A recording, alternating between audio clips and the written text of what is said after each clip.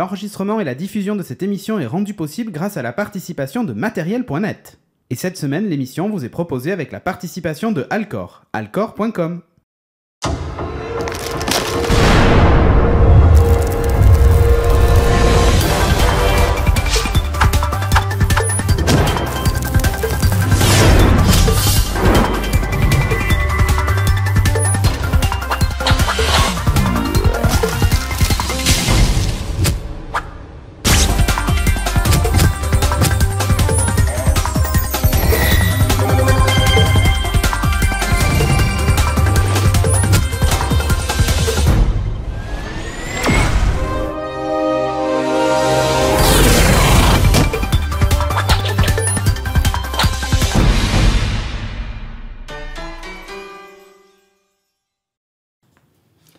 Bonjour à tous et bienvenue dans Geeking, épisode numéro 181. Cette semaine, on va vous parler de plein de choses, comme d'habitude. On va avoir plein de news et tout ça. On a deux rubriques high-tech, on peut le dire, on va spoiler le programme de l'émission. Donc il y a deux rubriques high-tech. Il y a une rubrique... J'improvise. Spectacle, donc ça va être spectaculaire, je pense. Et on a une rubrique jeu avec Seb, qui, je pense, va nous faire un truc un peu génial, à base de nazis et de gros nichons. Tu vois, c'est un peu ça le teasing qu'on a fait cet après-midi sur Twitter. Ça va être sympa. Ouais, ah ouais, moi j'ai hâte de voir la description du truc. Moi aussi. Donc sur ce, jouer avec. Je te propose qu'on traîne pas trop et qu'on démarre tout de suite avec les news.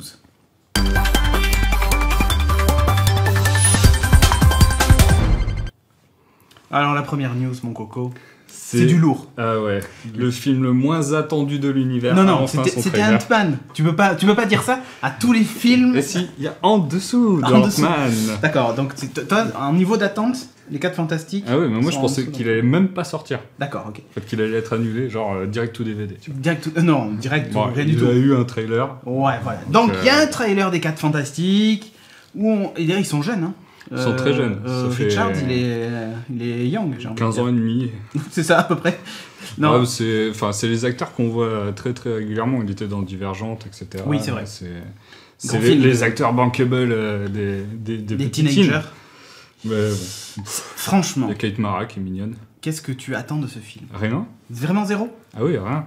À un moment, tu t'es pas dit, j'ai envie quand même de ça. Est-ce que ça a au moins titillé ta curiosité de voir le trailer? Ouais, parce que j'irai quand même voir le film. Ah. Juste pour voir. Parce que moi, déjà, à la base, j'aime pas trop les 4 Fantastiques. Ouais. Donc ça partait mal. Les 2 films d'avant, c'était des merdes immondissimes. Et donc là... Est-ce que les 4 Fantastiques au collège, ça t'intéresse plus, peut-être? Bah, peut-être. Qui jouent au baseball, qui font machin, pas. l'autre c'est un petit génie. Parce que Stan Lee a dit ça a l'air pas mal. Ouais, c'est ça. Rien que pour connaître le lien de parenté entre le oui, c'est ça. Storm. C'est ça. Oui, Ils sont... voilà. C'est fantastique. Ah oui, c'est vrai, parce qu'il y en a un peu un qui est black et... Ouais, Johnny Storm. Ouais, c'est une histoire d'adoption, ça, c'est obligé. Oui, vous voyez. Oui, si, je pense. Papa black, maman blanche. Ouais, aussi, il peut y avoir une histoire de divorce de demi-frère. Bon, on s'en fout, de toute façon. La news suivante, ça va intéresser tout le monde, ou pas, c'est que YouTube se passe du Flash. Voilà, donc maintenant tout est en HTML5. Oui, si, quand même.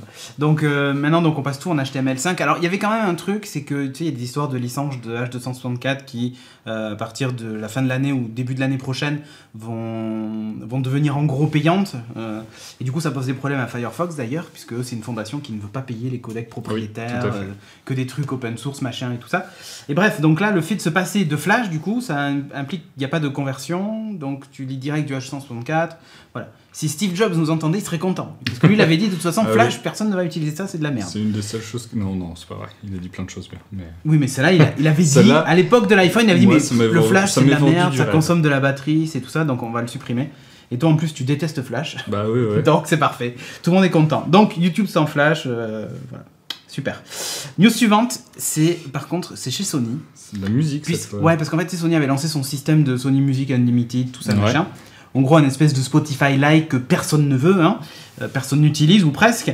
Donc, devant le four phénoménal qu'ils ont fait, ils se sont rapprochés de Spotify. Et en gros, maintenant, il y a un nouveau service qui s'appelle, attention, PlayStation musique, je ne sais plus quoi, enfin une connerie de machin. En fait, c'est Spotify, sauf qu'ils ont enlevé le logo, ils ont mis le logo PlayStation. Ah, ils ont mis une surcouche. C'est Spotify en marque blanche. Pour te dire, même si tu veux t'inscrire au service, tu vas t'inscrire direct chez Spotify. D'accord. Si t'es déjà client Spotify, moi, avec mon compte, je l'ai en unlimited complet. Ouais, c'est ça. Tu te connectes et du coup sur ta PS4 et ta PS3, t'as ta musique, tes playlists et tout. T'as des musiques hors ligne et tout, comme les mêmes. Ah oui, alors ça je sais pas encore. En tout cas, tu as accès à toutes les playlists. De toute façon, si c'est Spotify, il n'y a pas de raison. Il n'y a pas de raison. Après, il faut voir comment est développé l'appli sur PS4, si elle autorise ou pas le hors ligne ou pas. Tu vois, voilà. Ouais. Et ça sera disponible normalement au mois d'avril. Voilà. D'accord. News suivante. Alors ça, c'est une news qui va intéresser peut-être plus les rôlistes papier et tout ça, ou ceux qui aiment la musique de chambre. Dragon Age Inquisition, donc on avait parlé, Sophie avait fait le test du jeu. Jusqu'au 9 février, les musiques des tavernes sont gratuites. Elles sont sympas. Donc du coup, si par exemple vous faites du jeu de plateau, du jeu de rôle, machin et tout, vous cherchez des musiques d'ambiance, ça peut être sympa de les télécharger gratos. Donc jusqu'au 9 février, hein, après c'est terminé. À noter qu'après elles seront payantes. C'est téléchargeable sur un site et tu les as directement en MP3 bon, tu veux sur le site de Dragon Age. C'est en musique directe dans le jeu. Non, c'est un MP3 que tu télécharges. Donc c'est cool. Plutôt cool. Push Bullet, alors ça c'est un service qu'utilisent beaucoup les utilisateurs Android parce que vraiment c'est optimisé pour ça. C'est un petit système qui en gros envoie tes notifications sur ton ordinateur. Les notifications de ton téléphone. Enfin, ça permet pas de faire que ça, hein, ça permet de faire plein de trucs. Genre envoyer un site web de ton téléphone vers le PC et inversement, enfin bref. Seulement jusqu'à présent ça marchait pas bien sur Mac et iPhone et tout ça. Bah là ils ont lancé une version optimisée sur iOS, donc iPad, iPhone, Mac et Safari. Donc toutes les notifications que tu reçois sur ton téléphone et tout ça, tu les as qui apparaissent sur ton ordinateur. C'est pas de base ça sur non, pas toutes les notifs. D'accord. Quand je dis toutes les notifs, c'est peu importe le logiciel, toutes les notifs. D'accord, ok. De base, tu as juste les SMS, les appels, voilà. Mais et quand tu les lis sur l'ordinateur, ça les lit sur le téléphone. Ok. Ah, balèze. Donc voilà, Push Bullet si vous voulez l'essayer. Donc vous pouvez. La Fox. Ah, c'est encore la Fox, dis donc. Faire une série X-Men. Alors on n'a pas encore d'image. Non. Ils ont juste un problème. C'est les droits avec Marvel. c'est ça, toujours. C'est un détail de l'histoire, sachant que comme Marvel va lancer ses propres séries avec Daredevil, Jessica Jones et tout ça, enfin bref, Luke Cage et tout. Enfin, la Fox a les droits au cinéma. Donc, oui, mais pas à télé. Donc pas télé. Donc du coup, voilà, ils se heurtent à ce petit problème, ils ont envie de le faire. Et en gros, ce qu'ils font, c'est en disant, on veut faire une série télé sur les X-Men, c'est un peu pousser les fans à influencer Marvel pour dire oui, ok. Sauf qu'à mon avis, les intérêts économiques derrière sont tellement énormes que je pense qu'ils vont pouvoir se mettre un wad. La news suivante, alors Zachary Levi. Je sais pas si tu connais Zachary Levi, c'est celui qui joue Chuck dans la série Chuck. Ah oui. Voilà. Oui. Et ben en fait, il va être dans la série Heroes Reborn. Alors bon, ok, Heroes, la saison 1 était vachement bien, celle d'après était vachement moins bien. Là en fait ils font une mini-série. Pas trop mal. Ils font une mini-série qui s'appelle Heroes Reborn. Donc je pense que ça va être un reboot complet. On retrouve Hiro, on retrouve. Je sais pas comment ils vont faire. Il me semble que Hiro il y sera.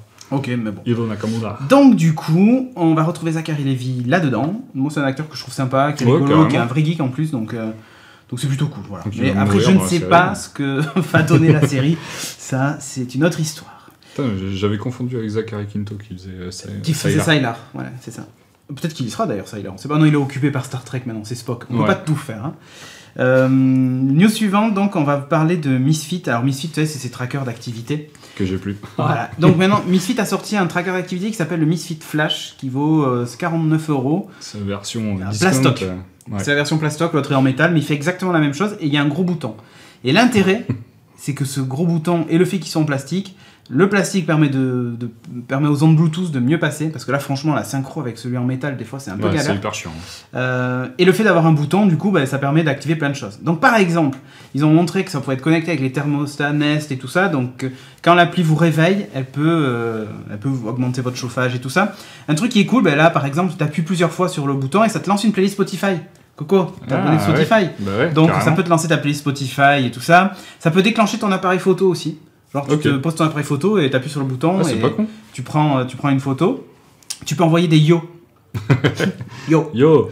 Donc avec l'appli Yo, du même nom évidemment. T'as la possibilité aussi, c'est connecté aux lampes Philips Hue, donc t'as la possibilité d'allumer tes lumières quand tu rentres chez toi en appuyant sur le bouton. Wow. Genre je fais 3 trucs et ça déclenche l'allumage du truc et tout ça.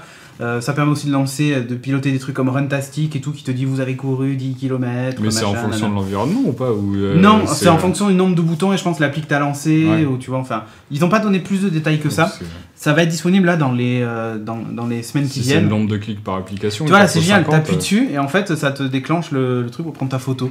Bon, c'est rigolo quoi. Et là, attends, laisse-moi deviner, elle va faire la démo, elle appuie, ça allume la lumière. Ouais. Ça met en marche l'escalier. Ouais, et attends, mais après il y a un truc qui est assez génial, c'est que tu peux garder appuyé et ça peut varier, enfin changer la couleur. En fonction du nombre d'appuis, des trucs que tu fais. Entrée, playlist Spotify. C'est rigolo quand même que le tracker d'activité fasse un peu plus. Ça peut lancer ta playlist Spotify et c'est vachement bien, ouais. Voilà. C'est sympa qu'ils aient ouvert les API. C'est un bon bonus pour la partie discount en fait. Mais écoute, moi. Ça donne plus de valeur au discount. Enfin, la version flash. On est d'accord. Ouais. Surtout pour 49€, franchement, ça peut faire un truc un peu sympa. Bah, carrément. Qu'est-ce qu'on a comme news suivante? On a les les DLC. Je sais pas si t'as vu ça, il y a Electronic Arts qui a publié ces chiffres. Et les DLC sur leur dernier trimestre fiscal, qui est je crois leur troisième trimestre, ont représenté quasiment la moitié des revenus. Ils ont engendré 2,2 milliards, il manque le D d'ailleurs. Et sur ces 2,2 milliards, il y a quand même 921 millions qui sont... Ouais, donc c'est le poids des DLC. Pour les DLC. Putain. Voilà. Et si tu rajoutes les jeux en démat, je crois que ça monte à 1,5 milliard. Donc, voilà, c'est juste un truc de ouf. Donc, autant vous dire que les DLC, on va encore en bouffer pendant des années, puisque ça rapporte grave de thunes. Putain, c'est chiant. C'est pour ça qu'il y a des DLC qui sont quasiment obligatoires, quoi. Enfin, bref. Oui, ouais. Chris Pratt, dans le prochain Indiana Jones. C'est une rumeur. C'est une grosse rumeur, ouais, attention. Franchement, Disney c'est même pas des pincettes. Avoir Chris Pratt pour c'est même pas des pincettes. le reboot. C'est des méga pincettes. Ouais, en même temps, il est classe. Ouais, mais un reboot de Indiana Jones, sans déconner. Bon, ok, le dernier, je dis pas, mais les 3 premiers. Qu'est-ce que tu veux Qu'est-ce que tu veux rebooter de Indiana Jones? Moi, c'est des films, c'est un peu comme pour Retour vers le futur, c'est des films que je ne veux pas qu'on y touche. Mais il y a les petits jeunes, ils connaissent pas Indiana Jones. Tu peux le regarder, il y a des copies remasterisées qui sont top. Ça pique, hein. Mais pourquoi? Ça se passe de toute façon pendant la Seconde Guerre mondiale avec les nazis et tout, donc si tu le refais maintenant, qu'est-ce que ça va changer? Les effets spéciaux sont pas... Je sais pas pourquoi ils veulent faire des remakes partout. Hein. Regarde, c'est l'Arche perdue ou d'un nazi qui font. Ouais. J'ai revu cette scène. Ah bon, ok, c'était de la maquillage et tout, mais franchement, dégueu, hein. C'est quand même dégueulasse. C'est toujours bien dégueu. Donc, moi, tu vois, le fait de le voir en CGI, effets spéciaux 3D et tout, je suis pas sûr que ça change ma life, quoi. Moi non plus. Autant il y a d'autres films, tu te dis, on pourrait les rebooter maintenant parce qu'on a la techno pour arriver à... Ouais, genre Jurassic World. Bon, ok. On pourrait arriver à un niveau de rendu vraiment top. Tu vois, j'en sais rien, j'ai pas d'exemple comme ça qui viennent tout de suite en tête, mais Indiana Jones, sans déconner, c'est pas en termes d'effets spéciaux que... C'est peut-être pas une histoire d'effets spéciaux, hein. Bon, c'est une histoire de thunes, ça on le sait. Voilà. On reste chez Disney, on va parler de Star Wars. Ouais, alors, ça, bonne nouvelle. Donc Star Wars Rebels arrive sur France 4. Ouais. C'est à partir du 15 février de 9h30 à 11h. 9h30 à 11h, tu vas te va taper du Star Wars Rebels. Franchement, je pense que du coup, on va pas dépasser les... Enfin, ils vont faire ça pendant 2 week-ends et après, il y aura plus d'épisodes, quoi. Après, ils vont les repasser de toute façon, ils font que ça, France 4 après, ils passent tout le temps. Donc c'est une bonne chose parce qu'avant c'était sur Disney XD, et donc il fallait être abonné. Et donc là, bah non, ce sera accessible à tout le monde. France 4, c'est une vraie chaîne de geek quand même. Moi, je regarde pratiquement que France 4 en fait. Oh, bah, au moins, t'as une raison de payer ta redevance télé. Oui, tout à fait. Et Star Wars Rebels, on en avait parlé, et franchement, c'est une série qui vaut le coup, à part les Wookiees qui sont juste affreux. Ils ressemblent à des gants de toilette, quoi, mais... Ils sont moches. Et encore, on ne vous parle pas des femelles Wookiees. Hein. Alors là, je sais pas ce qu'ils ont fait. Ils ont pas de poils. Bon, bref. Donc, news suivante, on reste, je veux dire, sur France 4 presque. Parce que David Tennant, Doctor Who. C'est ça. On a vu sa tronche sur France 4 un paquet de fois. David Tennant jouera un méchant dans la série Jessica Jones, qui est une série Netflix. Marvel Netflix. Marvel Netflix, exactement. Et il jouera Zebedia Killgrave, donc l'homme pourpre. Pepperman. Un vrai méchant. Ouais, voilà. Il fait peur. Donc il jouera un méchant, et David Tennant en méchant, moi il me tarde bien de voir ce que ça peut donner. J'avais vu une pub avec des Anglais qui jouent que des méchants. T'as pas vu cette pub? C'était une pub où le mec, il y a un qui était dans une Jaguar et c'était un méchant. En fait, il y avait que des Britanniques. Celui qui joue Loki. Ouais. Qui est un Anglais, donc il joue un méchant. Il y avait aussi, comment il s'appelle, celui qui joue le mandarin? qui est aussi un anglais. Ben Kingsley. Ben Kingsley. Ouais, qui est aussi un anglais. Et il y en avait un autre aussi qui joue encore un anglais, qui est un anglais qui joue encore un méchant. Tenant, il faisait déjà un méchant dans Harry Potter. Tenant, il faisait un méchant dans Harry Potter. Bien vu. C'est vrai. Mais c'est que les anglais qui font les méchants. Ouais. C'est pas compliqué. C'est classe. C'est très classe. Les méchants sont classe, donc les anglais sont classe. Sur ce, je vous propose qu'après toutes ces conneries, on passe tout de suite à la... Quelque chose de sérieux, le high-tech. Bah voilà, on passe à la rubrique high-tech.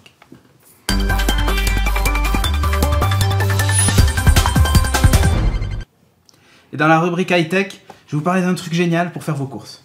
Allez, vas-y. Ça s'appelle Haiku. Alors, Haiku, qu'est-ce que c'est? C'est ce petit truc. Alors, tu peux le montrer si tu veux, mais bon, c'est un petit boîtier, voilà. Donc, c'est un petit boîtier avec un petit port micro USB, comme tu peux le voir. D'un côté, il y a un bouton. Donc ça, c'est un bouton. N'appuie pas dessus, s'il te plaît. Je sais pas appuyer dessus. Voilà, très bien. Un bouton. De l'autre côté, vous avez un aimant qui est recouvert d'une surface caoutchoutée sur lequel il y a écrit Haiku. Ou la caméra. Voilà, je sais pas si tu peux... Wow, j'aurais pu presque montrer. Ah ouais, avec ton téléphone. Ouais, pas grave. Donc voilà, et en dessous, vous avez un lecteur de code barre. Alors je sais pas, ça va peut-être faire des trucs vilains sur la caméra, le lecteur de code barre. Si c'était toi, je le montrerai pas. Ouais, voilà. Là, il clignote parce que tu l'as pas déclenché. Et donc un port micro USB sur le dessus pour le charger, puisqu'en gros, là, il clignote rouge, ça veut dire qu'il va falloir que je le charge. Il y a un petit trou, si tu regardes bien, là, en bas. C'est un trou pour le micro. Là, tu le vois, là. Ah oui, tout à fait. Les gens le voient, là. Parce que tu lui parles. Ouais, tu peux lui parler à Haiku. D'accord. Alors, qu'est-ce que c'est Haiku? Attention, messieurs, dames, c'est un assistant pour faire ses courses. C'est-à-dire que, je te donne un exemple tout bête, t'es chez toi. T'as pas acheté la farine? T'as fini, je sais pas moi, ton pack de bière. Ouais, ça arrive. Ça peut arriver. En fait, t'appuies sur le bouton. Voilà, il n'y a plus de batterie, donc voilà. Mais t'appuies sur le bouton et tu scannes ton code barre et il te dit... Enfin, il te fait un petit bip pour te dire, bah c'est bon, je l'ai ajouté à ta liste de courses. D'accord. Dès que tu finis un truc, tu fais ça. Alors tu vas me dire, j'ai fini les pommes, il n'y a pas de code barre sur les pommes, d'où le micro. Tu gardes appuyé le bouton et tu dis pommes, et du coup il ajoute les pommes à ta liste de courses. Alors, Haiku, c'est nouveau en France, mais c'est pas nouveau dans le monde, et en particulier aux États-Unis. Il faut se dire, aux États-Unis, les gens ils passent leur temps à faire les courses, tu as l'impression, tu sais. Oui. C'est le royaume de la consommation, donc... je sais pas, toi quand tu fais tes courses, t'as un bout de papier, un truc, ou tu fais au pifomètre? J'ai souvent une liste sur mon téléphone. Ouais, t'as une liste sur ton téléphone. Ben, Haiku, en fait, t'as une petite appli Haiku que tu installes sur ton téléphone et qui en fait te recrée la liste. D'accord, ouais. Et alors quand tu scannes, il va chercher ça dans une base de code barre, tu sais, et il te met le produit qui va bien et tout ça. Quand il connaît pas le produit, donc il te fait un petit bip caractéristique qui dit je connais pas, dans ce cas-là tu le dis et puis voilà. Alors tu vas me dire, ok, c'est sympa, ça me fait une liste de courses, mais je peux très bien le faire à la main, surtout que ça vaut 79 € pour faire une liste de courses. Hein. Mais tu peux peut-être le synchroniser avec ton flash. Alors, là où c'est top, c'est que c'est Wi-Fi, donc c'est connecté à ton réseau Wi-Fi. Ah, c'est pour ça qu'il clignote, c'est parce qu'en fait, il n'y a pas le Wi-Fi. Il cherche le Wi-Fi. Okay. Ouais. Donc, c'est connecté à ton réseau Wi-Fi, donc c'est indépendant de ton smartphone. C'est aimanté, donc tu le colles sur ton frigo. Voilà. Okay. Et à chaque fois que tu scannes, ça part dans le cloud. Et du cloud, ça revient sur une app qui est sur ton téléphone, ta tablette, ou même le site web Haiku d'ailleurs. Et là où c'est fort, c'est qu'ils ont signé un partenariat. Ils commencent à signer des partenariats avec plein de centres commerciaux. Et ils l'ont fait avec Chronodrive. Ah oui. Et alors là, ça prend tout son sens. Parce que quand tu ouvres l'application Chronodrive, alors attention, je vais faire une méga pub pour Chronodrive, mais quand tu ouvres, bah, c'est là où je fais mes courses. Hein, côté. Ils sont sympas en plus. Voilà. Donc, quand tu ouvres l'appli Chronodrive, il est synchronisé avec Haiku et il te crée en gros un pré-panier. Ouais, ok. Ouais. Parce que si évidemment ton gamin est passé à scanner tous les trucs du coin, il faudrait pas qu'après t'aies 2000 € de courses, quoi. Donc. 2000 € de Kinder Surprise. Bah, c'est ça, c'est bizarre. Papa, j'ai fini. C'est ça, oui, il s'amuse à scanner les boîtes de Lego chez lui, tu sais. Enfin, bon, voilà.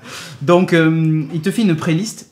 Et si par exemple, il a mal compris quand t'as parlé, par exemple, si tu dis lingette, il y a 1 milliard de possibilités pour le mot lingette. T'as les lingettes décolorantes pour le lave-linge, t'as les lingettes pour essuyer le cul de ton bébé, les lingettes démaquillantes, les lingettes machin, bref. Donc si t'as juste dit lingette, bah lui, automatiquement, il va te proposer des produits qui correspondent au mot lingette, et tu peux dire, bah, j'ajoute au panier ou pas, voilà. Donc t'as cette pré-liste, tu ajoutes tous tes trucs, et après tu fais tes courses, tu vas aller chercher, il ne le fait pas, genre si t'as déjà acheté des lingettes, il sait que c'est ça. Alors, j'ai l'impression, mais je suis pas certain que ce soit ça, mais moi, il m'a reproposé des produits qui correspondaient à ceux que j'avais déjà achetés. Peut-être aussi parce qu'ils n'ont qu'une variété de pommes golden, tu vois. Ouais. Donc, c'est peut-être pour ça. Mais quand, par exemple, j'ai dit, je sais plus ce que j'ai dit, Coca-Cola Zéro, bah, il m'a mis du Coca-Cola Zéro. Encore de la pub, allez. Enfin, je m'en fous. Après, on a l'instant Doritos, alors c'est bon, quoi. Donc, tu vois, si je scannais le Doritos, bah, ça marcherait aussi. Donc, c'est assez fort. Enfin, je trouve que ça marche bien. La reconnaissance vocale marche super bien. Ouais, t'as pas trop. Il n'y a pas eu d'apprentissage. Un truc qui est très sympa par contre, c'est le paramétrage. Tu installes l'appli Haiku, il te demande ton réseau Wi-Fi, il détecte les Wi-Fi, donc tu dis c'est celui-là, tu tapes ton code, tu tapes ton adresse mail du compte Haiku que tu viens de créer et tout ça. Et après, il te dit poser l'Haiku sur l'écran de ton téléphone, donc tu le poses. D'accord. Et là, il te dit si vous êtes épileptique, ne regardez pas l'écran. Et il se met à clignoter sans arrêt. Noir, blanc, noir, blanc, noir, blanc. Et en fait, il lui envoie les informations, une espèce de morse, tu sais. D'accord. Et lui, en fait, il décode le code que lui envoie la tablette. Ouais, c'est super drôle. C'est juste ouf. La tablette ou le téléphone. Et une fois, par contre, il faut pas regarder. Moi, j'ai regardé, j'ai fait oula, oui, effectivement, vas-y, finis ton truc. Et ensuite, il bip pour te dire c'est fait. J'ai regardé, je me suis retrouvé par terre comme ça. Et là, il devient en fait instantanément connecté et totalement autonome de ton téléphone. Donc, voilà. D'accord. Donc, tu as juste à le paramétrer une fois et après tu fais tes codes barres, tu vas sur Chronodrive, exactement. c'est fini. Et je trouve ça quand même. Je dis pas que c'est essentiel que les choses soient claires, mais depuis que je l'ai essayé, c'est super pratique. Alors en plus, j'ai eu de la chance parce que Chronodrive m'a écrit en me disant « Vous êtes le premier à avoir demandé le truc. Tiens, c'est étonnant !» Donc on est 500, je crois, à l'avoir, 500 pilotes à l'utiliser. Et je trouve ça génial. Et je dis pas que je sais pas comment je faisais avant, parce que je sais comment je faisais avant. J'ouvrais mon frigo et je disais bon, ça j'ai plus, ça j'ai plus, ça j'ai plus. Mais là, de se dire, au fur et à mesure, je remplis mon truc. Après, t'y penses même plus. Tu vas dans l'appli, après tu valides. C'est un premier pas vers les frigos intelligents en fait. C'est presque ça. Il manquerait plus que ça cherche les dates de péremption et ça serait parfait, quoi. Ah oui. mais vraiment, je trouve que c'est. Ça te permet d'être beaucoup plus... Moi, faire les courses, ça me casse les pieds, pour pas dire autre chose. Bah, en même temps, c'est comme on est une émission sympathique, on dit pas couille, donc ça me casse les pieds. Et ça me permet, tu vois, de trouver ça sympathique. Casser les couilles. Je trouve ça sympa. Parce que souvent, tu penses... Non, mais quand il te manque un truc, tu penses... Non, mais tu penses au moment où il te manque le truc et tu te dis, il faut que je prenne ça pour les prochaines courses. Ouais. Tu le notes pas. 5 jours plus tard, tu vas faire tes courses, tu l'as oublié. Ouais. Et ben voilà. Sauf que là, tu peux plus l'oublier. Tu te fais engueuler. Exactement. Non, un truc qui est pratique, c'est si par exemple vous êtes 2 à la maison, vous faites les courses et tout ça, machin, chacun peut scanner, ça s'ajoute dans la liste et tu es sûr de pas oublier. Au moment où tu cliques sur valider, t'as pas quelqu'un qui te dit « au fait, tu m'as pris ça dans la liste ?» Non. Voilà, là c'est dedans, tu vois. Comme ça, t'oublies pas. Vraiment, je trouve sympa. Haiku, donc, qui pour le moment, je crois qu'on peut l'acheter quand même $79 sur le site US. D'accord. Mais sinon, Chronodrive, là... sur le site US, il faut se rajouter les frais de port. Ouais, c'est ça. Mais sinon, vous allez, je crois que c'est sur lab.chronodrive.fr si vous avez Chronodrive. Enfin, si vous utilisez Chronodrive, vous avez un Chronodrive par loin de chez vous. Vous pouvez vous inscrire dès qu'ils vont ouvrir le pilote à plus de gens. Vous pouvez donc l'avoir. D'accord. Enfin, si ça vous intéresse. À noter quand même que l'appli fonctionne que sur Android et iOS. Pas de Windows Phone pour le moment. Donc, si vous avez un Windows Phone et un Ocean Drive, par exemple, c'est raté. Voilà. Ceci n'est pas pour vous. Ceci n'est pas pour vous. Mais bon, bref, c'était un petit truc sympa. Haiku. Et c'est vraiment un truc que j'utilise tous les jours. Donc, voilà, comme tu disais, un pas de plus vers le frigo connecté, mais c'est plus les courses connectées. Là, ce dont je vais vous parler après, c'est pour les enfants. Parce qu'après, on va passer aux choses sérieuses avec des trucs d'adultes et tout, avec des nichons et tout. Ils arrêtent de passer les codes barres sur le Haiku. Si vous avez réussi à vous reproduire, vous avez des enfants. Ils colorient par exemple. Ils ont l'âge de colorier, tout ça. Bon, s'ils ont 18 ans, je pense que ça les intéressera pas, je vous le dis tout de suite. Peut-être si tu dessines des trucs. Ça dépend quel dessin. Ouais, mais malheureusement, ce sont des animaux et des petits-enfants. Alors ça peut intéresser des personnes de plus de 50 ans. Je crois qu'au Brésil, ils sont... ou des personnes de plus de 50 ans qui s'intéressent aux petites filles, aux petits garçons. Peut-être ça peut les intéresser, mais je suis pas trop sûr. Ils sont un peu habillés. Donc, ça s'appelle le cahier de dessin animé. Arrêtons de raconter des bêtises. Ça vaut 12,90 € sur Amazon. C'est disponible depuis le 30 janvier, ou 29, on est le 30 aujourd'hui, donc ça fait un jour. Cahier de dessin animé. Cahier de dessin animé. Ah, là, toi, au fond de toi, tu te dis, mais comment c'est possible ? Voilà. Tu peux tourner toutes les feuilles, c'est un flipboard. Donc le principe, alors je vais vous montrer la première page. Hop, voilà. Waouh. T'as vu, c'est incroyable. Il y a un dessin, je sais pas si on le voit trop, il y a l'éclairage, mais ça va. Donc, tu as un petit bonhomme à dessiner. Ok. Donc là, tu vois, il y a... Hop. Donc on a colorié les bras, les cheveux et tout ça, c'est un rouquin. Hein. Tu notes, ici on n'est pas sectaire, les roux on les aime bien aussi. Donc voilà, un petit coloriage vite fait. Donc il te dit colorie ton bonhomme. Une fois que tu as colorié cette page, tu la prends en photo avec une appli qui s'appelle Wakatoon. Et ensuite, le dessin s'anime sur ton téléphone. C'est pas un truc amazing ?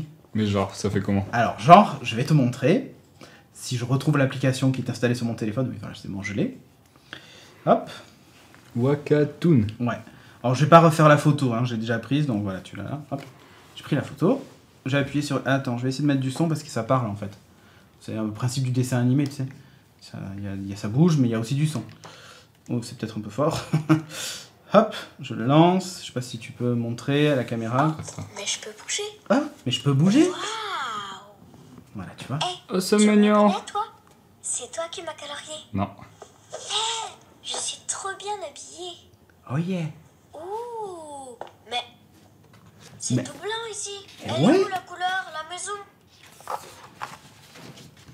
Elle est où la couleur, elle est où la maison? Et c'est le dessin suivant. Il est bloqué. C'est le dessin suivant, tu vois. Donc, qu'est-ce qu'on fait? Une maison violette. Eh ouais, t'imagines, c'est bien le fils de sa mère, quoi. C'est clair. Donc, avec mon fils, on a colorié la petite maison dans la prairie. Et là, pareil, tu prends la photo et ça lance l'animation. Alors, je vais vous montrer la deuxième quand même. Je vous spoil, hein, mais je vais pas vous montrer tous les dessins, mais hop. Voilà, l'image suivante. Tiens, je sais pas si tu veux. Il y a le monsieur au bonbon qui est dans la maison. Voilà. Si on a la mise au point. Coucou. Coucou. Regarde, j'ai trouvé une baguette magique. Tu vois, il rentre vraiment dans la maison. Ouais. 1, 2, 3, musique. Bon, le problème c'est que la musique dure un quart d'heure, hein, donc je te laisse. Hein. C'est un peu du rock'n'roll, tu vois. Oh yeah. Donc bref. C'est le meilleur footbeat. Oui, pour les enfants, peut-être pas. Hein. Daniela, bref. Donc, un petit dessin. Alors, franchement, c'est pour 12,90 €, vous faites plaisir quand même aux enfants. Il y en a combien de dessins dedans? Je sais plus, beaucoup. Beaucoup. D'accord. Tu vois, il y en a quelques-uns. On a pas mal colorié. Hein. Après, tu as des petits trucs où tu dois faire des rayures, faire pas mal de choses. Bref. Franchement, c'est top et ça motive les enfants à dessiner parce qu'une fois qu'il a fait une colorie le premier, tu prends la photo, tu l'animes et après il voit le suivant et il dit ah, je veux savoir la suite. Donc on a fait un paquet quand même. Après je dis bon stop, on va arrêter peut-être parce que on va pas le faire en une fois. Ça marche super bien. Alors c'était un projet qui était Kiss Kiss Bank Bank à la base. Ok. Donc moi j'avais financé à l'époque et je dois bien avouer que ça marche plutôt bien. Alors il y a un défaut et qui pour moi est pas des moindres. Alors c'est pas non plus un deal breaker comme on dirait en anglais. Hein, deal breaker. C'est-à-dire que bon, on l'achète quand même quoi. C'est qu'en gros quand vous prenez la photo, c'est pas un truc en réalité augmentée ou qui détecte vraiment l'image. C'est-à-dire qu'il faut vraiment. C'est un détourage. Non. En fait, quand tu prends la photo, tu as le dessin en noir et blanc mais transparent. Ouais. Et tu dois essayer de te caler sur le dessin qui est ici. Oui, mais c'est un détourage. Oui, mais du coup, il n'y a pas de zoom ni rien. Donc, il faut vraiment que tu t'éloignes suffisamment, que tu vois, tu vises bien, que tu alignes tous les traits, en fait, et que tu prennes ta photo. Alors, en plus, en général, au moment où tu prends la photo, tu appuies, ça bouge un peu. Donc, après, tu as le coloriage qui est tout décalé. Tu te retrouves avec Sinoc. C'est ça, c'est un peu moche parfois. Il y en a certaines, j'ai dû m'y reprendre à 2 fois. Mais bon, c'est pas non plus incroyable à faire, ça marche. Voilà, donc c'était tout. Je voulais vous parler absolument de ça parce que c'est un vrai coup de cœur. Il y en a d'autres qui sont prévus, d'autres bouquins Ouais, j'en sais rien. Si le premier marche, je pense qu'ils en feront d'autres. Mais voilà, un projet qui mélange en gros, tu vois, le monde physique et le monde virtuel. Ouais, c'est mignon. Donc voilà, franchement, je trouve ça très sympathique. Le cahier de dessin animé, c'est Wakatoon qui fait ça et vous le trouvez un peu partout. Je crois qu'il est dispo à la Fnac aussi. Mais sinon, sur Amazon, j'ai vu qu'il était à 12,90. D'accord. En premium, frais de port offert, tout ça. Enfin, on fait de la pub pour tout le monde, nous aussi, on bouffe à tous les râteliers. On vous donnera un lien sponsorisé Amazon, hein, comme ça, si vous les achetez, ça nous rapportera de l'argent. Des thunes. Hein, on va pouvoir s'acheter une autre machine pour la régie. C'est ça. Non, mais franchement, il y a des trucs sympas, tu vois. Après, tu fais un dépend. Bon, ok, c'est très violet hein, chez mon fils. Mais en fait, c'était une boîte de couleurs. Ouais, c'est vert et violet. C'est ça. Ah non, orange, il y avait un roux aussi. Ah, il faut d'autres cahiers à colorier, ça peut devenir intéressant. Oui, c'est vrai. Écoute, je te propose qu'on enchaîne tout de suite avec l'instant Domitos. Allez. Donc là, on va avoir jingle, musique et tout, mariachi et tout, il l'a. Attention, je vais faire du bruit. Allez, vas-y, attrape-le. Soyons fous. Bouge pas trop.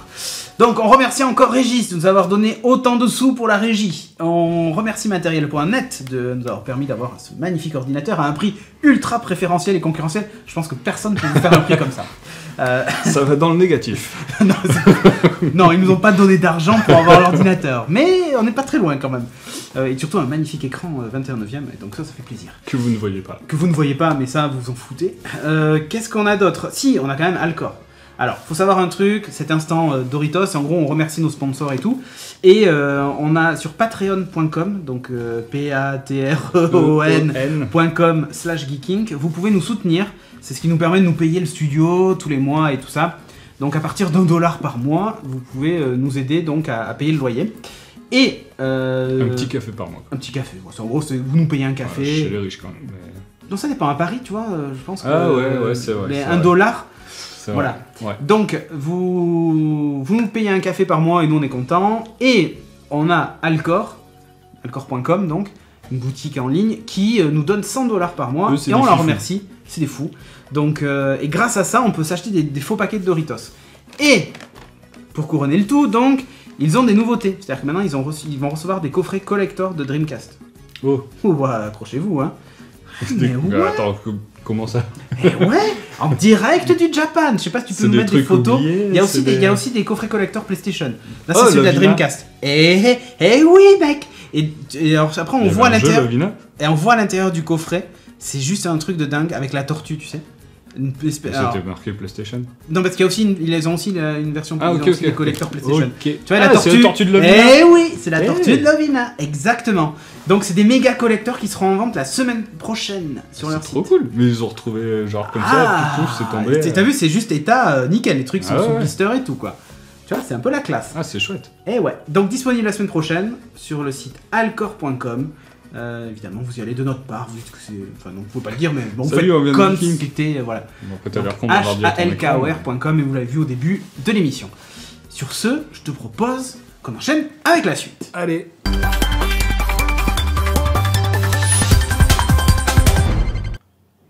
Donc dans la rubrique qui n'est absolument pas la rubrique série... Oui, la belle rubrique série. Tu sais que si jamais Alexandre Astier regardait cette émission, et je sais qu'il nous regarde, salut Alexandre, tu sais qu'il va se dire, on me met dans une case qui est la série télé parce que j'ai fait Kaamelott et tout, alors qu'il fait du cinéma, il fait plein d'autres trucs à côté. Exactement. Et il fait même des spectacles, monsieur. Et il fait même des spectacles. Et tu vas d'ailleurs nous parler de spectacle. Le vrai jingle, c'était spectacle, je me suis fait avoir. Il n'y en avait pas de jingle spectacle. Ouais. C'est pour ça que t'as jingle. On a inventé. Donc maintenant que tu l'as mis dans la case série télé, Alexandre Astier, c'est sa faute. Non. Tu as vu son spectacle, il s'appelle donc l'exoconférence. Ouais. En gros, pour en finir avec la question extraterrestre. De la vie extraterrestre, tout à fait. C'est ça, c'est réglons la question de la vie extraterrestre. Une bonne fois pour toutes. Hein. Voilà. Donc je suis allé le voir lundi soir. Et à Bordeaux à Bordeaux, au Théâtre Femina, etc. J'étais bien placé, là, devant, j'avais les places des riches, là. C'était 50 boules presque. C'est ça. Oui, donne. Parce que nous, on paye les places. C'est-à-dire qu'on n'est pas invité... on nous donne pas de trucs comme moi ça. Je veux le rendre riche, Alexandre Astier. Le IQ, il est payé aussi. Tout est payé ici. Le cahier est payé. Voilà, c'était juste pour dire que voilà. Hein, on n'est pas des crevards. Bref. Bon, le jeu est pas payé, mais ça, c'est une autre question. Ouais, mais Seb, c'est un crevard. C'est pour ça, c'est Doritos. Donc, on en finit avec la question extraterrestre. C'est un spectacle qui dure à peu près 3-4 heures. Non, c'est plus court que ça. Ouais. C'est 2 heures quand même. C'est 2 heures. Oui, quand même. Ouais. Donc, en fait... Alexandre Astier donc, va nous parler de la vie extraterrestre et tout.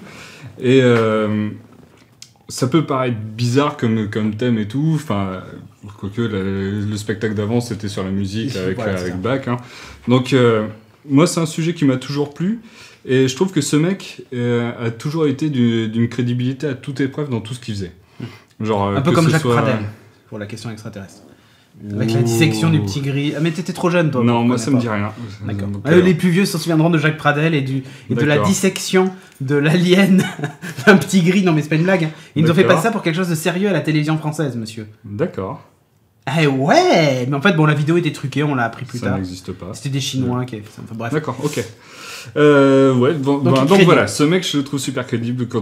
Autant quand il a fait Kaamelott et tout, il a toujours une grosse réflexion derrière. Il a fait un sketch, genre juste un seul sketch sur la physique quantique. On le retrouve sur YouTube d'ailleurs, assez facilement. Et en fait, ce sketch-là, donc il en a parlé un petit peu en disant que c'était un peu les prémices de cette conférence-là, parce qu'il voulait savoir s'il pouvait être crédible en parlant d'un sujet assez compliqué. Bon, bah, c'est 100% allez bon. Le voir, tu peux taper physique quantique, Alexandre Astier sur YouTube. Physique quantique, un bilan mitigé. Voilà. Donc voilà, et puis même, il y avait une interview chez Morandini où il défonce la télé-réalité et toutes les autres conneries autour. Ça aussi, regardez cette vidéo, vous voyez un peu le charisme du bonhomme. Donc, avec Audrey, on a tenté le coup de l'exoconférence, parce que moi, déjà, lui, je l'aime bien, la vie extraterrestre, le sujet, tout ça me plaît, j'ai toujours adoré les étoiles, l'astronomie, etc. Tu t'es dit, donc, bingo, on achète la caravane. Plein de petits trucs, voilà, tout à fait. Et il n'y a absolument aucun regret. C'était une bombe, mais... c'était vraiment incroyable. C'est hyper péchu, hyper dynamique, c'est très, très, très documenté. Et extrêmement réfléchi. Mais il parle pas de Jacques Pradel, donc déjà, moi, ça me pose un problème. Il parle pas de Jacques Pradel. Il n'est pas assez documenté, Alexandre. Il s'inspire que de faits réels. Il va pas piocher dans des bouquins de science-fiction, etc. C'est vraiment que des anecdotes réelles. Ouais, c'est ça le mot. Hein. Ouais. Oui, c'est donc, ça. Donc, en fait... Ah. La grive est passée. C'est un peu fort, la grive. Hein, ça pique un peu, là. Alexandre Astier, un vrai ovni qui parle d'extraterrestres, ça fait du sens. Voilà, c'est ça. Bien baffé. Ok, c'est ça. Et donc, en fait, au cours d'une conférence, c'était aux Utopiales de Nantes, il a dévoilé un peu comment il a bossé. Et il s'est vraiment renseigné auprès d'astronomes, auprès de physiciens, auprès de grands scientifiques et tout. Et ça se ressent vraiment dans les propos qu'il tient, dans la clarté des propos quand ils sont expliqués à nous, limite pauvres ignorants. Et c'est vraiment excellent. Et tout y passe. Donc on parle du Big Bang, on parle des enlèvements, les fameux enlèvements extraterrestres avec Zeti. C'est quoi? C'est Zeta Reticuli, où c'était Betty et Barney Hill qui se sont fait enlever. Ils rentraient chez eux ils ont eu un trou de 3 heures. Ils se sont fait enlever par les petits gris. C'est de là que vient l'expression les petits gris. Ils auraient été sculptés et tout. Le mec, il dit même qu'il avait besoin de regarder ses parties génitales parce qu'il se sentait pas rassuré. Tu vois, plein de trucs un peu bizarres. Et les mecs, enfin les petits gris qui les ont enlevés, étaient habillés genre d'une chemise avec une casquette noire et tout. Donc, tu vois, il y a des trucs un peu chelous.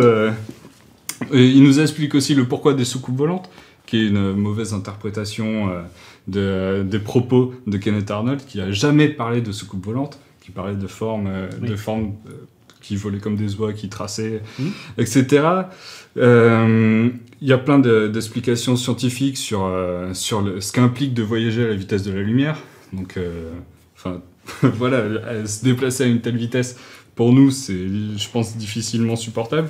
Non, déjà voyager dans le train et la SNCF, c'est difficilement supportable parfois. Donc il y a plein de trucs. Il parle de la relativité du temps. Là, c'était un passage assez compliqué, mais qui apparemment l'a vraiment passionné. Donc il faut s'accrocher un tout petit peu. Il a parlé du fait de ce que ça implique pour les extraterrestres de venir nous voir, nous. Voilà. Quel intérêt ils ont à venir nous voir, déjà qu'est-ce que ça fait pour eux? Quel est le but de tout ça? Si c'est juste pour venir voir une paire de couilles d'un mec, est-ce que ça vaut vraiment le coup d'entreprendre des millions d'énergie? Parce que pour voyager à la vitesse lumière, il faut l'équivalent de 3-4 planètes à péter, etc. Enfin, il parle vraiment de tout ça. Il parle de Roswell, du crash de Roswell. Donc le mec traverse tout l'espace est arrivé sur Terre et un peu de vent, il se crache. Tu vois, il y a plein de... Voilà, il parle de plein d'anecdotes comme ça. C'est très, très, très documenté. Vraiment très réfléchi. Il défonce les religions. Il parle de la plaque Pioneer aussi. Je sais pas si tu vois ce que c'est. On envoie nos coordonnées, plaque, machin, voilà. tout ça. Donc, qui est absolument imbitable pour nous. Alors, je vois pas pourquoi des extraterrestres comprendraient. On ne comprend pas ce qui est écrit sur on comprend rien. C'est un truc. Il y a les coordonnées de la Terre par rapport à. Les coordonnées de la Terre, il y a. Mais les coordonnées par rapport à quoi? Enfin, c'est quoi leur référent? C'est l'atome d'hydrogène, je crois, un truc comme ça. Oui, non, mais voilà. Au niveau de l'espace-temps, etc. Le trajet qui a été fait, c'est absolument pas à l'échelle et ça retrace que les 10 premières années de la sonde. Enfin, c'est que des petits trucs comme ça. Voilà. Un mec et une femme qui sont nus, le mec qui fait comme ça. Et qu'elle habite à l'air, mais la nana rien dessiné, bah ça, chez les Grecs, tu te fais défoncer. Hein, c'est une insulte. Tu jettes une malédiction. Donc pareil, chez les petits gris, c'est une insulte, tu vois, tu sais pas. Donc voilà, tu sais pas tout ça. Et il parle vraiment tout ça d'une manière vraiment... c'est hyper drôle. C'est hyper drôle, c'est hyper bien fait. Il a une assistante. C'est une vraie pépite. Non, il est tout seul. Il a pas. Alors, il a une assistante. Stéphanie, non.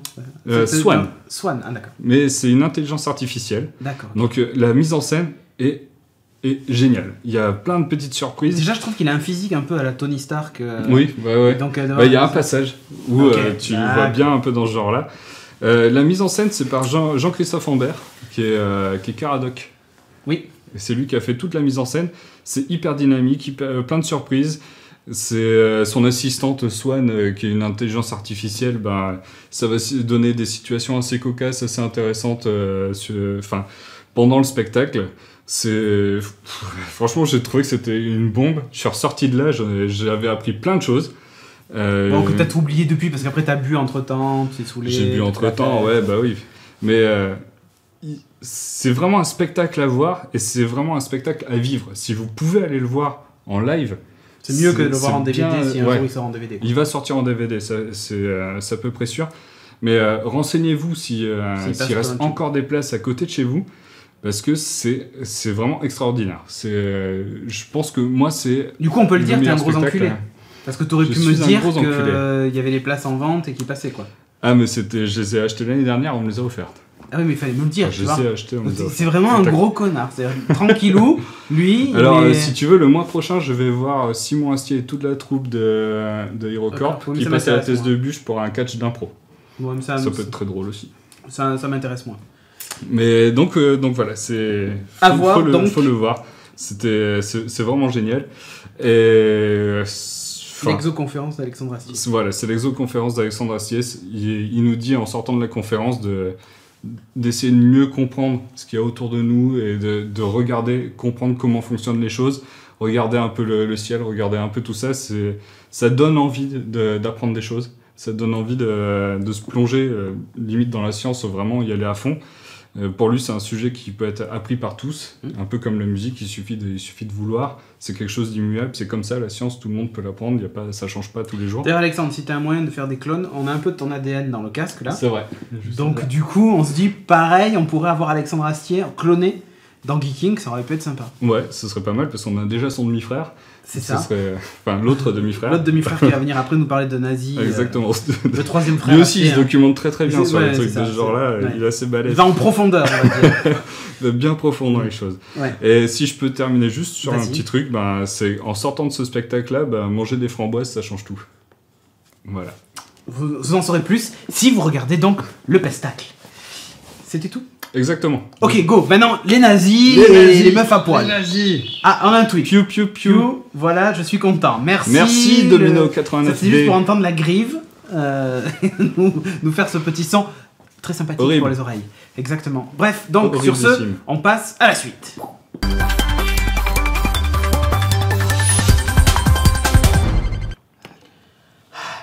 Cette semaine. L'heure est grave. L'heure est grave, messieurs, dames. Déjà, on a bien choisi la semaine pour parler de ça, déjà. Ouais, voilà, alors bon, en ce moment, commémoration à Auschwitz, voilà, tout ça. Donc, voilà, désolé, franchement. On est désolé. C'était pas voulu du tout. C'était pas voulu que ça tombe là. Mais on va parler de nazis. Voilà. Et de nazis à poil. Ouais, mais là, vous mélangez du hentai et du nazi et vous avez à peu près... C'est à peu près ça. Tout le graphisme du jeu. Donc ça s'appelle Barbarossa. C'est un jeu... édité par, en France, c'est... Alors, à la base, c'est un jeu japonais, donc par Arlight Games. Ouais, d'ailleurs, c'est écrit derrière. Il n'y a que des japonais, là, d'ailleurs. Voilà. Oui, non, le jeu, à la base, est entièrement japonais. Et après, ça a été repris, donc, par Play and Win, qui a fait la version française, et qui est édité ou qui est distribué par les éditions Sans Détour. D'accord. Voilà. Donc ça, c'est la petite boîte, dedans, vous avez... En fait, vous y avez que des cartes. Ce ne sont que des cartes, il n'y a aucun matériel autre que des cartes. Je veux dire, il n'y a pas de vraies filles. Non. Pas de figurines. Il n'y a pas de figurines. Que des noms japonais. C'est un jeu, c'est un deck building, c'est-à-dire c'est un jeu de cartes où au fur et à mesure vous achetez ou vous construisez votre jeu et vous construisez en fait votre réserve de cartes, votre deck. Et au fur et à mesure, après, vous faites une main, vous piochez des cartes dans ce deck, et plus ça va, plus votre jeu prend en puissance, et vous permet donc de combattre les autres. D'accord, donc là, moi, de base, mon deck, là... Voilà, ça c'est le deck de base, la pioche de départ d'un joueur, et qui est identique pour tout le monde. Okay. Alors, le principe du jeu, c'est en fait des armées allemandes qui vont conquérir le front russe, donc pendant la Seconde Guerre mondiale. Donc c'est l'opération Barbarossa, comme le nom du jeu. Et donc oui, c'est comme s'il y avait plusieurs armées allemandes qui rentrent en compétition pour être les premières à envahir Moscou. Parce que le but du jeu, c'est d'avoir le plus possible de points de victoire, et le jeu prend fin quand on envahit Moscou. C'est-à-dire qu'il y a des objectifs à prendre, et le dernier étant toujours Moscou. Enfin, on peut faire autrement, mais le jeu de base, c'est avec Moscou. D'accord. Donc voilà, ça c'est le principe du jeu. Elles viennent pas envahir Talence, des fois? Pas, je dis ça. Non, tu dis ça direct. Ouais. Alors, comment le jeu se passe? Alors, donc, chaque joueur a une pioche, donc, qui correspond à son deck. Ok, donc là, voilà, moi j'ai mon deck, là, je suis content. Voilà. On a aussi une défausse, donc, où en fait, c'est toutes les cartes qu'on a jouées, qu'on pose à cet endroit-là, aussi les cartes qu'on achète pour construire son deck, c'est-à-dire que les cartes qu'on achète, on ne peut pas les jouer de suite. Ok. Voilà, c'est quand on reprendra son deck au fur et à mesure qu'on pioche qu'on aura les nouvelles cartes. On a devant nous une zone de jeu où on pose nos cartes pour les avoir à disposition. Donc on a une main aussi, où on a nos cartes de réserve. Après, il y a une zone, je crois que c'est la zone de combat ou le front, où c'est là où on met nos troupes pour attaquer les villes ou les positions. Je crois que j'avais sorti une vanne sale avec le front. Une vanne très très sale, mais je vais la garder pour moi. Ouais, tu vas la garder. Voilà. Et après, vous avez ce que Cédric monte ce qui monte sur la table, mais qu'on n'a pas pour l'instant. Donc ça, c'est toute la zone de guerre. En fait, c'est un espèce de marché. Ça va chauffer par ici, je vous le dis. Voilà, ça va chauffer grave. Oui, vas-y, zoom encore plus. Attends, je peux pas. Donc en fait, c'est le marché de toutes les cartes que vous pouvez acheter pendant votre phase d'acquisition des nouvelles cartes pour construire votre deck. Et il y a aussi, vous avez aussi donc tout à fait au fond, c'est des cartes en bleu qui sont les cartes. T'es sympa toi. Oui, bah oui, mais vas-y, tends les bras. Voilà, il y a 3 piles. En fait, il y a tout à fait en haut. Vas-y, lève. Voilà. Non mais en haut je peux pas, il y a un reflet. Non, il y a les villes qui sont tout à fait en haut là qu'on voit avec le 14. En dessous, donc après c'est des positions stratégiques et en bas c'est des collines fortifiées. Et en fait donc le but c'est surtout de prendre les villes parce qu'elles ont elles ont des points de victoire qu'on voit. Vas-y, attrape. Qu'on voit ici. Oui, j'attrape. Vas-y, arrêtons les jeux de mots pourris. Voilà. C'est ce petit 8 là. Voilà, c'est le petit 8, ça c'est les points de victoire, donc c'est ça qui vous fait gagner à la fin. Ok. Donc plus vous avez de villes. Ah, celle-là, elle est pas trop sexuelle. Voilà. Non, les villes, ça va. Donc ça c'est les petites Ruskov. Donc ça c'est le seul endroit où on voit des Ruskov, c'est sur les cartes de ville. Okay. Donc vous avez vos points de victoire quand vous l'avez obtenu, quand vous l'avez combattu, et vous avez aussi avec les positions stratégiques et les autres, je me rappelle plus ce que c'est, les collines fortifiées, qui vous permettent, elles, qui sont plus faciles à prendre, mais surtout qui vous permettent après de prendre, de prendre les villes plus facilement, qui vous donnent des avantages pour avoir les villes. Pour attraper les villes. Voilà, pour attraper les villes. Coquine. Tu commences par les faciles et après... Donc, en fait, il y a une phase... comment se déroule le jeu? Donc, il y a une première phase initiale qu'on saute au premier tour, évidemment, parce qu'on s'en fout un peu, c'est de réactiver les cartes qui ont été jouées au tour d'avant. C'est ça. Je fais pas exprès, en plus. Hein. Non, mais c'est... Écoute, moi, je Alors, ensuite, vous avez la phase tactique. Ah. La phase tactique... Attention, là, on parle de stratégie. Voilà, on parle de stratégie. Soyez pas déconcentrés. Regardez bien. Et après, vous récitez les règles par cœur. Voilà. Vous occupez pas des filles. Donc, sur le coin en haut à gauche de la carte, vous avez un chiffre sur un hexagone en noir. C'est 0. Voilà, là 0, parce que ça c'est des cartes gratuites, donc c'est les points, vous commencez la phase tactique avec un point gratuit, et vous pouvez en obtenir d'autres avec des troupes. Et en fait, cette phase tactique vous permet de déployer les cartes que vous avez dans votre main, de les mettre sur le jeu. Dans la zone de jeu. Okay. Donc par exemple, celle-là, elle est à 0, donc on n'a pas besoin de points pour la déployer. Okay. Et ça, justement, souvent, les transports, c'est des cartes... Je vois pas très bien le chiffre, je zoome un peu. C'est des cartes qui permettent de construire son jeu, ça, justement. 0, c'est pas parce qu'elle perd sa culotte. Hein, pendant la phase tactique, vous pouvez aussi déclencher un combat, donc pour prendre une ville. Okay. Notamment, ou une des places fortifiées, voilà. Vous pouvez faire qu'un seul combat. Les cartes, vous pouvez les poser... J'ai rien compris, mais ça les poser génial. Avant et après l'attaque. Quand vous attaquez une ville, il y a une carte événement qui se joue dessus, qui peut rendre la prise de la ville plus ou moins difficile. Okay. Voilà. Plus ou moins consentante. Et après, ces cartes événements, une fois que vous avez gagné, c'est des cartes un peu coup de pute, sans jeu de mots non plus, coup de pute qui vous permettent soit d'être plus balèze, vous, pour les futurs combats, ou soit d'envenimer les combats de l'adversaire. Ok. Voilà. Les commandos ont pas l'air de trop déconner quand même. Non, ça déconne pas. Là, on est sur de la compétition. Hein. Alors, une fois que vous avez fini vos combats et vos déploiements, vous avez la phase de renfort. Alors en fait, normalement, par défaut, il y a des petits casques verts sur certaines cartes. En fait, par défaut, on ne peut acheter qu'un seul renfort. C'est-à-dire qu'on peut acheter des cartes ici. D'accord. Avec certaines autres cartes, vous pouvez avoir plus de points de renfort qui vous permettent d'en acheter plus. Et ces cartes s'achètent. Alors, ce qu'on voit là, c'était tout à l'heure quand tu montrais la carte. En haut à droite, il y a un hexagone jaune. Et ça, donc, c'est les points de ressources. Et il faut que vous dépensiez c'est un peu la monnaie pour acheter vos nouvelles troupes. Ok. Ces nouvelles troupes, une fois achetées, vous la mettez dans votre défausse. Et quand vous les repiocherez, elles arriveront dans votre jeu. Ok. Voilà. Et la phase finale, en fait, donc ça, c'est un peu la fin du tour. Vous ne pouvez garder au maximum qu'une seule carte en main. Toutes les autres, vous les défaussez. Donc, c'est des cartes que vous retrouverez après, même si vous les avez pas jouées. Okay. Mais vous les retrouverez que quand votre deck tourne, quoi. Vous défaussez, vous pouvez en garder qu'une seule carte. Vous en piochez 4 nouvelles pour préparer le tour d'après. Et tous les points que vous aviez de renfort, enfin tous les points du jeu, sauf bien sûr les points de victoire, tout ça jarte. Voilà. On a la griffe qui nous dit « Je peux faire le maître de jeu si vous voulez ». Pas besoin de maître de jeu. OMG Stream. Tout le monde s'enfile. Pardon. Donc voilà. Donc ça c'est pour la description du jeu en lui-même. Alors, les points positifs, on va commencer par... Alors, le jeu est super fluide, franchement, ça s'apprend facilement, et... Ça coule de source. Ça coule de source. Non, on est un peu déconcentrés au début, les messieurs, mais bon, voilà. Très stratégique, parce que nous, quand on l'avait essayé au Toulouse Game Show... Ah bah oui, parce qu'il faut rester concentré, quand même, c'est très difficile. C'est ça qui est dur. Donc, voilà. D'ailleurs, on avait une fille qui jouait avec nous, elle a un avantage certain, parce qu'elle n'est pas influencée par les cartes. C'est dégueulasse, mais je dis que c'est dégueulasse. Voilà. Les coups de pupute sont vraiment très bien, parce que je sais qu'on s'en a envoyé quelques-uns dans la tronche sur une petite partie, et ça a envoyé vraiment pas mal. Le matos, bon, il n'y a que des cartes dans la boîte, mais franchement, les cartes sont de super bonne qualité. Ouais. Voilà. Elles sont de très très bonne qualité, elles glissent bien, pas de soucis. C'est pas fait exprès non plus. Voilà. Donc je disais, avantage pour les filles, ça c'est sûr. Et franchement... Quand vous jouez pas, c'est quand même super pratique pour se taper des quiches à la maison. Il y a tout ce qu'il faut. Non, ça je peux pas te laisser dire ça. Donc Zedgen, la griffe qui nous dit on peut avoir un contre-champ pour voir les filles et leur tête offusquée.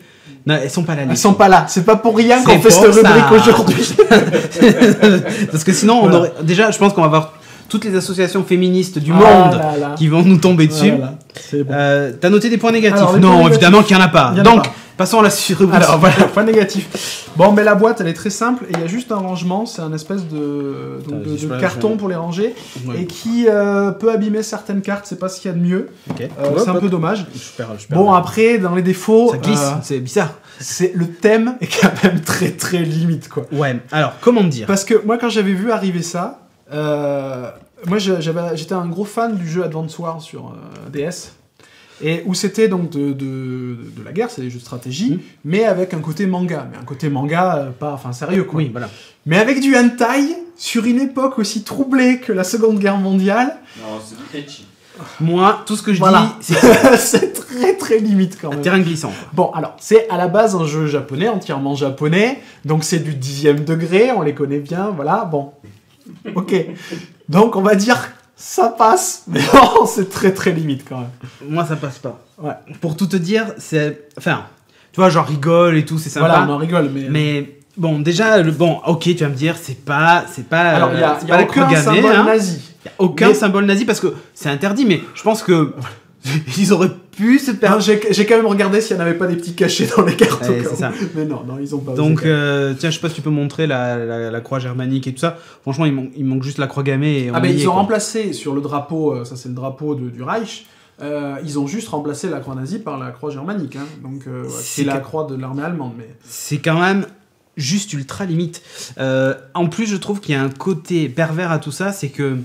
Ça, bon après tu vas me dire tous les soldats allemands étaient pas nazis, machin, non, les soldats allemands voilà, ils étaient allemands d'abord, hein, voilà, avant d'être nazis. Surtout les SS qui étaient là, oui. Bon, mais ça rend, tu joues des nazis sympas quoi, tu vois. Ouais. Et ça rend le nazisme sexy et ça me dérange grave. Pourquoi en fait. Sexy? Je comprends pas ton terme. Je sais pas pourquoi, hein, peut-être parce qu'il y a que des meufs à poil et voilà non, quoi. Non mais quand même il faut que tu montes celle-là, ah non, la commandante Tour. Ça c'est magnifique. Bon, voilà, là, je veux dire, bon, c'est stratégique, hein, je veux dire, il faut... C'est très stratégique. Pour pousser des tanks, il faut utiliser cette chose. Ouais, je suis sûr que Trunks va kiffer grave cette rubrique. Mais, franchement, si iTunes laisse passer ces podcasts, je sais pas, ils sont aveugles ou ils regardent pas l'émission, mais enfin, moi, ça me dérange très franchement. En plus, il y a un côté ultra... Enfin, je sais pas comment dire ça, mais... Ouais, quand je parle des associations féminines, on est quand même pas très loin, quoi. C'est ultra macho, ultra tout ce que tu veux.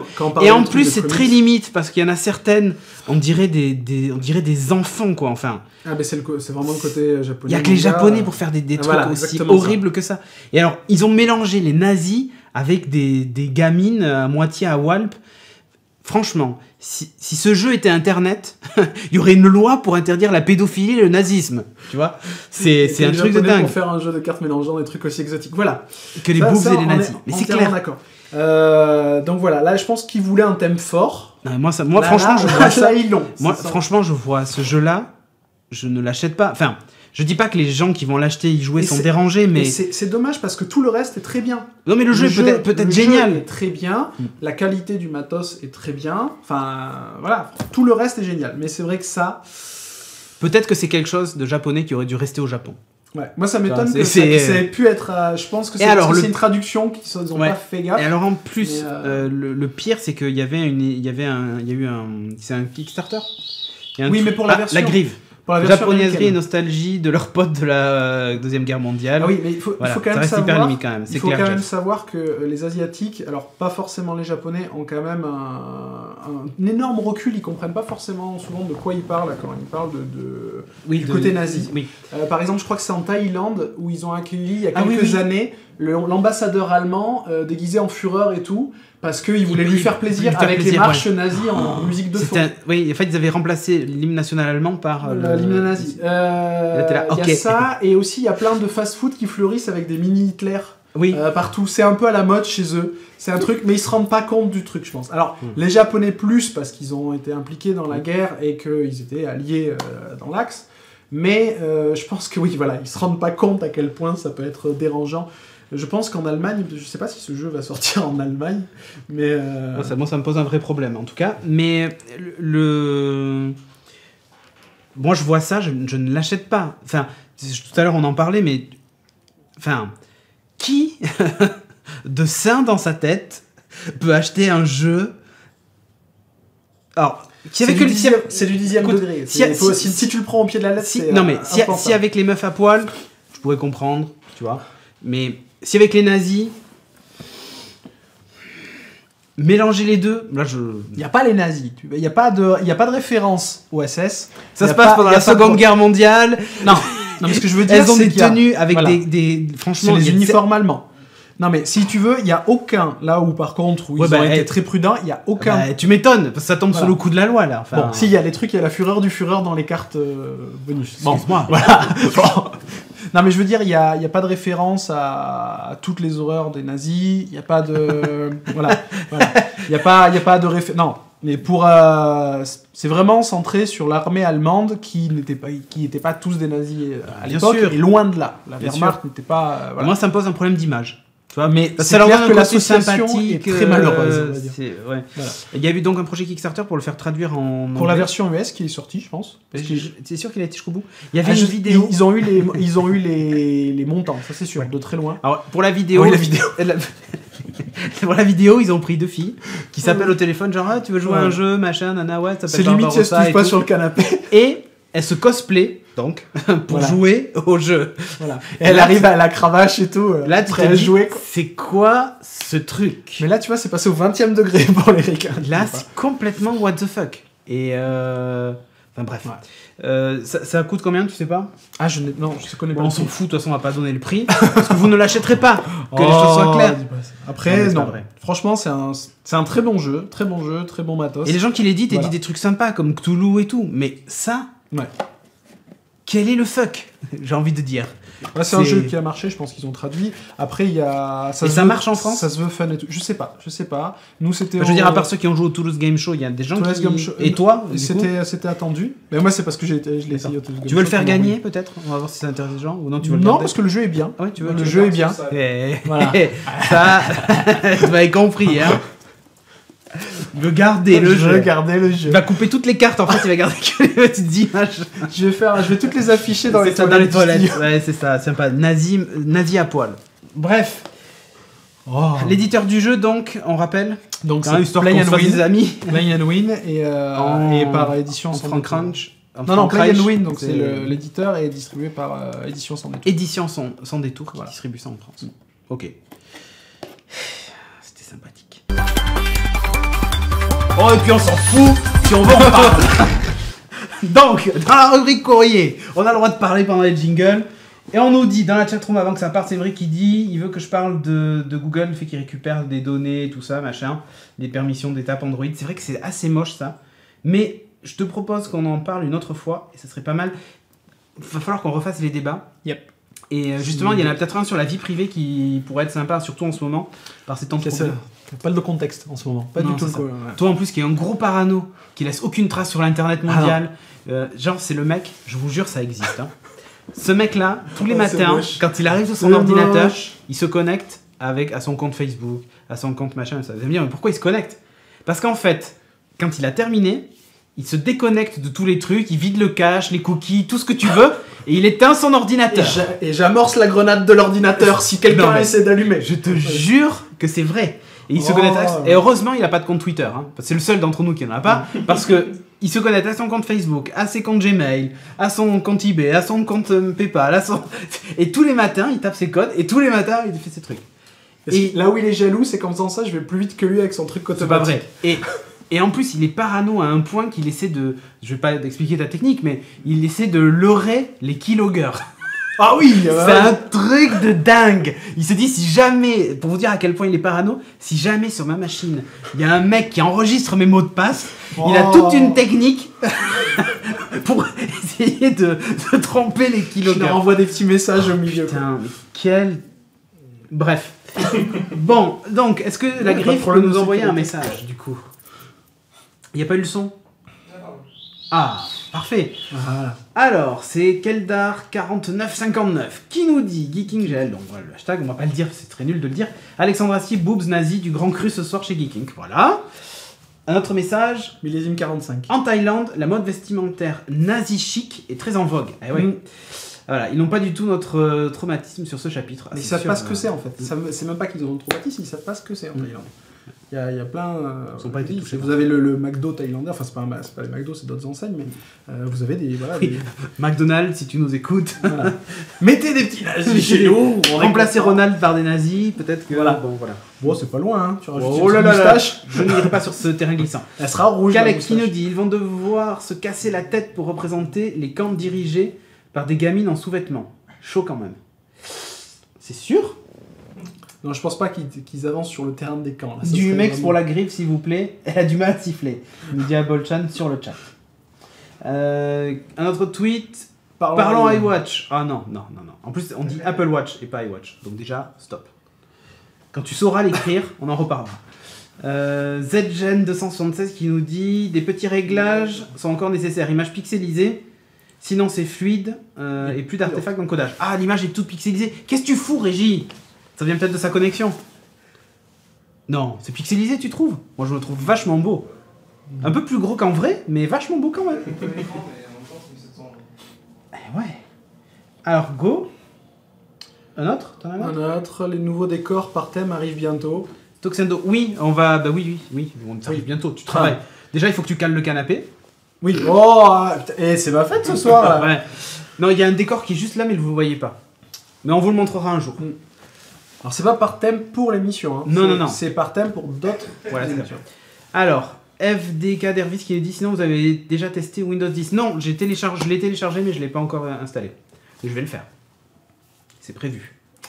Kalek encore qui nous dit vous avez changé la webcam. J'ai l'impression que c'est pas en 720p. Contour d'image baveux comme si la vidéo était entrelacée. Ah bon ? Et elle est entrelacée la vidéo. On était censé l'avoir réglée. Est-ce que tu vois mes mains entrelacées? Non, mais en fait, c'est pas des webcams, hein, ce sont des vraies caméras. C'est des vraies caméras. Non, mais après, tu vois, on installe une nouvelle machine, peut-être que le paramétrage a un truc. Je sais pas, non, j'ai pas l'impression que c'est entrelacé. Mais... Non, parce qu'on a fait pas mal de tests. Don Padre qui dit voilà 3 ans que je regarde Geeking et que je me marre avec vous. Continuez comme ça. Merci Don Padre. Okay. J'ai trouvé plein de jeux nazis, c'est bon alors. Et ouais. Sur TV, c'est pixelisé, effectivement, même en 720p, d'accord. Bon. De toute façon, on est encore en train de tuner la machine. Hein.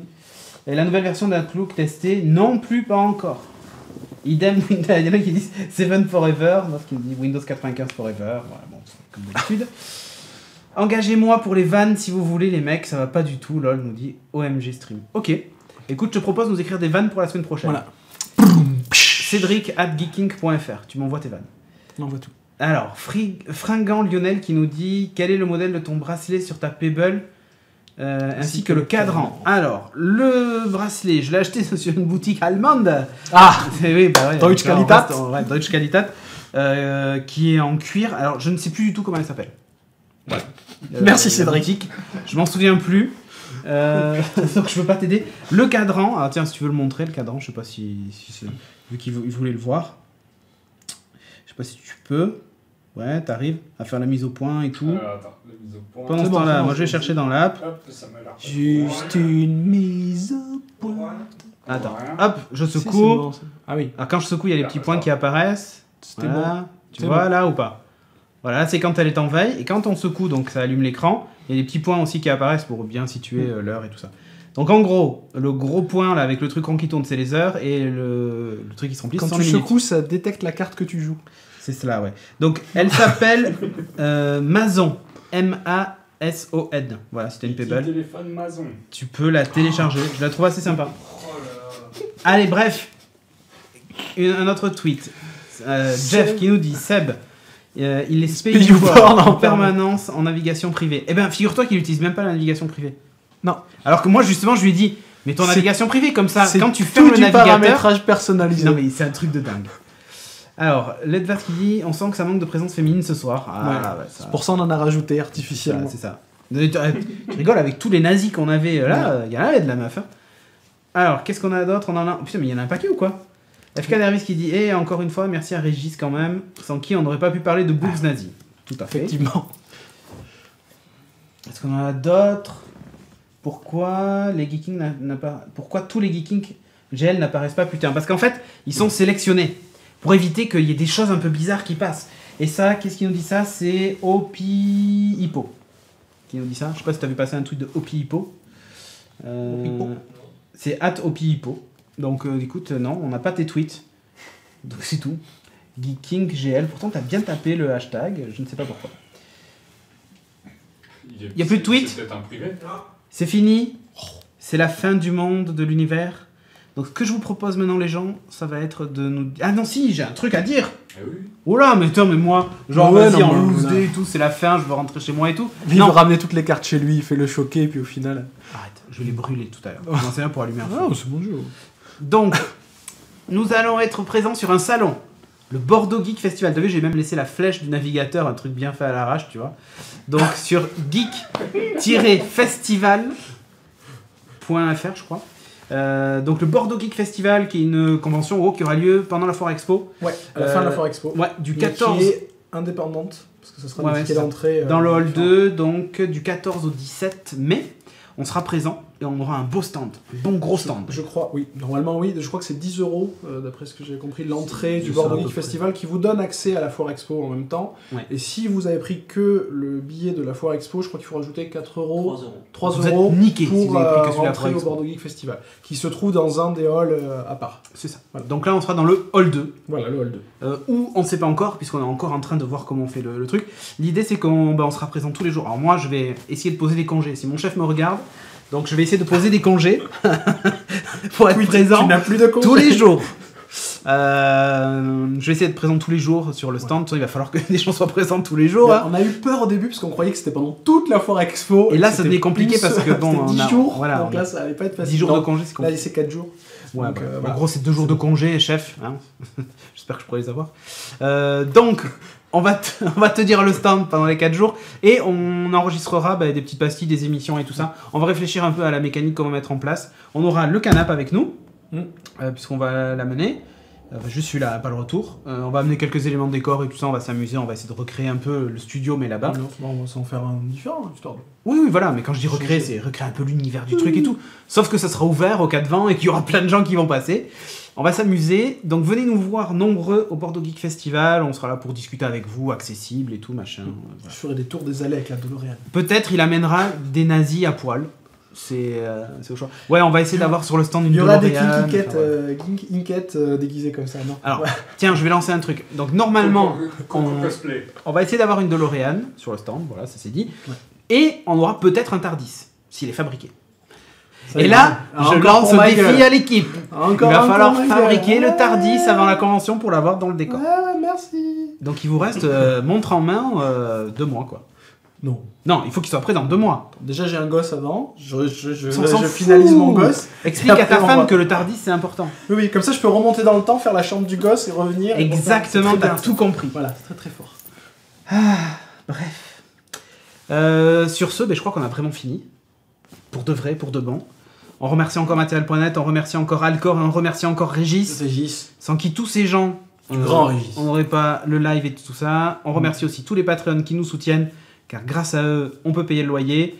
Et surtout, maintenant, si vous nous suivez en live sur Gaming Live tous les vendredis à 21h, vous désactivez votre adblock, au moins pendant cette tranche horaire, histoire qu'on gagne de l'argent.